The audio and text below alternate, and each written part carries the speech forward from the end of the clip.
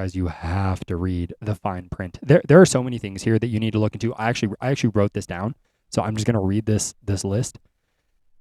How do I cancel my membership? Do I need to send a letter in to cancel my membership? Do I need to make a final month payment? And during that month, do I still have access to the gym? The reason I'm asking all these is because these are all things that I have seen happen at gyms or physically been at a gym where that was going on. Okay. Is there a contract? Can I buy out of this contract? So what that means is, like, let's say you have a 12-month long contract with a gym. The gym that I was at had an option where you could pay half of the remaining fee. So let's say you had been there for 6 months. You only have to pay 3 months as like a lump payment, and then you can cut the rest of it, right? Is there a pre-cancellation fee? So that's another thing that places will do, is they say, if you cancel your contract, you have to pay, X large fee or something like that. So it's kind of like the buyout, but usually they punish people a little bit more when it's like a pre-cancellation. Can I pause my membership? Is my rate locked indefinitely, or will it go up after time? That's another thing that a lot of gyms will do, is you'll pay your first year, and maybe you're starting out at $9.99 a month. After a year, they're going to bring it up to 19, or they're going to bring it up to 35 or 49 or whatever it may be, unless you re-sign another year. That is one of the shittiest tricks I've ever seen at gyms, and it does happen. Can I change my plan if I want to?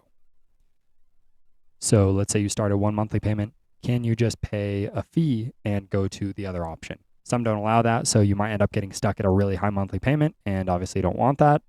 When I freeze my account, is it free to do so, and how long can it be frozen? Another thing that the gym that I was at did was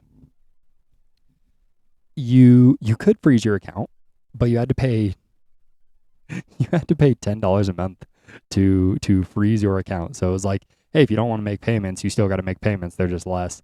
How far do I need to move to be able to cancel? And is there a fee if so? So we had an option where you could, if you moved, I think it was like 25 miles away, which I lived in a pretty small town, so that was impossible for people to do. But if you moved 25 miles away, you could cancel your contract without any questions. You wouldn't have to pay any fees or whatever, but always ask, and is there a fee? So there might be a distance related clause in there, but also usually if they have a distance clause, it's away from any gym. So if it's at a chain like a 24 or a Choose or something like that, it'll be like, you need to be this many miles away from any Choose facility, or 24 or whatever.